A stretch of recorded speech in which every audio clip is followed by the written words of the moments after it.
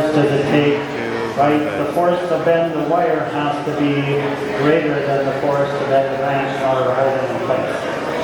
So just to be safe, I don't want to have to wire it and redo it. I'm going to use 4 millimeter, which is our largest. I'm going to take our wire cutters here and to estimate what it'll take. And generally when we're wiring, wiring is hard. I always tell people I've been working with this 3 years, wired, and I went to a Bonsai master and he was helping me work with my tree, and he was from Thailand, and he said, "You wire this tree?" "Yes, I wire this tree." "You don't know how to wire a tree. Take a wire off." I just need repotted. I'm not. Take a wire off. I'm not working on take a wire off. It took me like a half hour. There's a lot of wire on it. Because he's like, "I'm not working on this tree because this wire sucks." It just, and I've been doing this, like I said, since 2011. I've helped out in these workshops. I've probably styled 100 of these trees. I would say I'm an old pitch wirer because it takes physical talent to get it wired. It takes, in order to put a lot of wire on the tree, you don't want the wire to cross, and if I have a wire coming here and I have another wire going there, it's really hard to think of which way to go around. Do I go on clockwise or counterclockwise? And it always seems that I'm guessing incorrectly. So generally you want to anchor the branch to another branch, because if you just, it has to have something to push against in order to hold the branch in place. So what I'm going to do is I'm going to jim these. So what I'm going to do is I'm going to go in and strip the bark off with our pliers. Sometimes they're called jimming pliers. So I want to remove all the growing stuff off of this.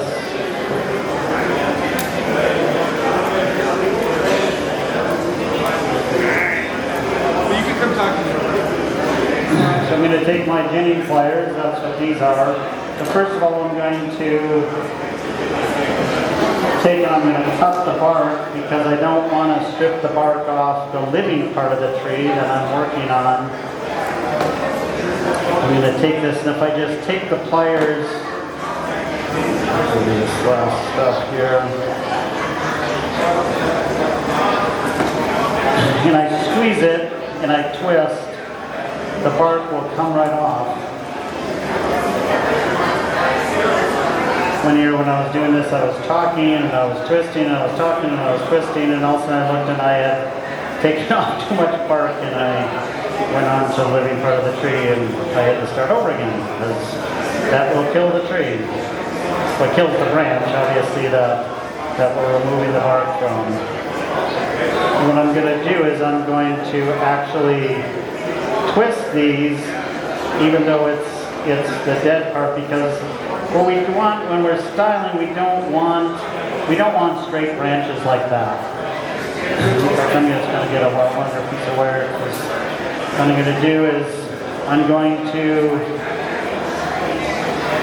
twist the wire around this branch.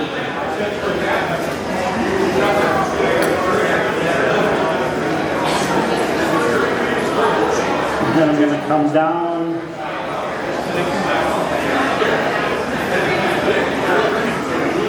around our branch that we're using as our trunk. Sometimes I pull off little branches as I'm coming up. I'm out of the way of the wire.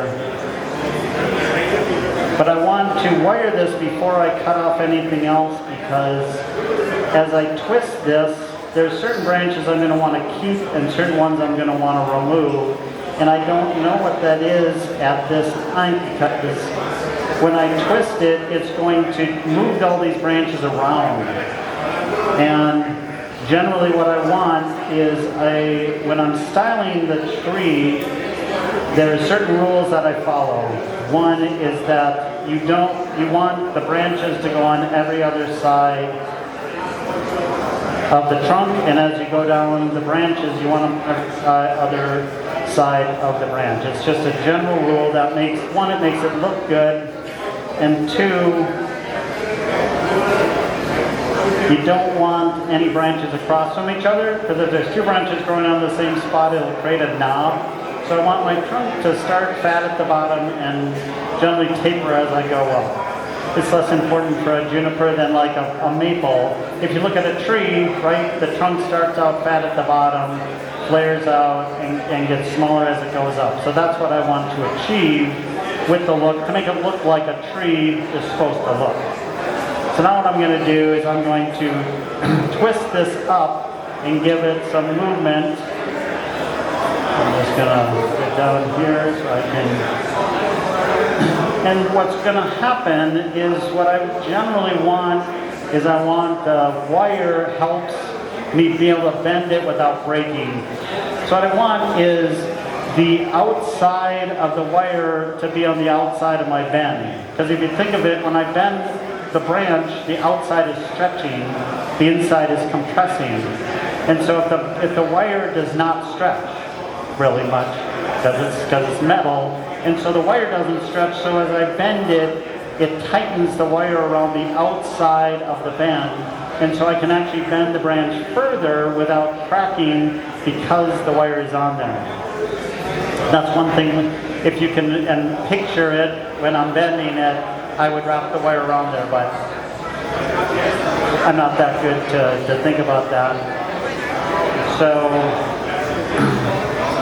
and what I'm doing is, generally I grab the branch like this, I support the inside with my thumbs, and I'm bending it like this around my thumbs.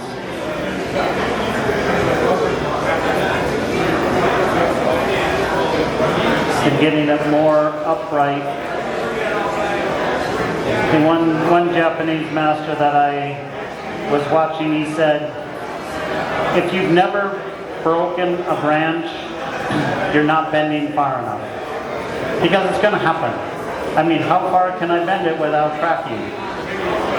And there was one demonstration I watched, the Como Zoo, if you've ever been out to Como Zoo, they have about 300 trees.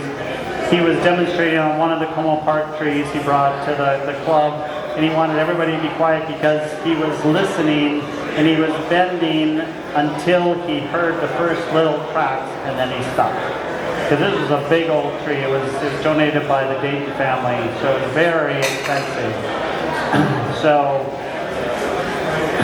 now we see we have it more upright. So what I'm going to do is I'm also going to bend our branch that we ginned.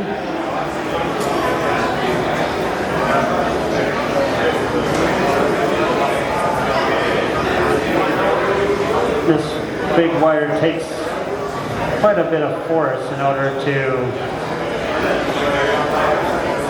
All right, it's about...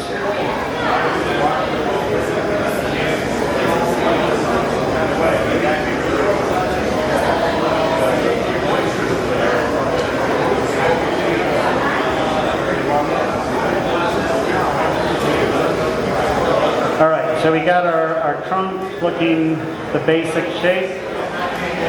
So now what I'm going to do is I have to look to see what branches I have to work with. Hopefully there's something good. We got a branch right here.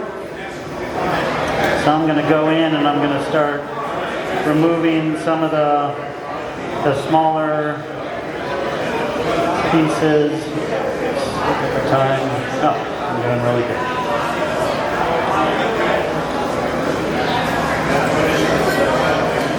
So generally what I do is I want to remove all the little stuff within a certain distance from the trunk, because you don't have branches growing right into the trunk. If you think of what a tree is doing, is a tree is never going to keep a branch alive unless its foliage is getting sunlight. The whole point of a plant growing is to photosynthesize. In order to do that, it needs sun. And so if something's not receiving light, the tree will stop sending sap to it, and basically it will kill that branch because it's putting effort and energy into growing the leaves and continuing to growing that branch, and it wants a payback. If it's not getting any payback from it, it will stop sending sap, and that branch will die, and it will eventually die and rot and fall off. So what I'm doing is, if you think of that rule, right? You have the rule of every other branch, and you can apply that same rule as I go down each one of these branches and remove a certain number of the branches, because I gotta thin it out, right? I want, and these trees grow. I can also remove anything that's on the bottom, so I'm pulling it down with my fingers, and I'm just feeling, because what I want, and if you look at a bonsai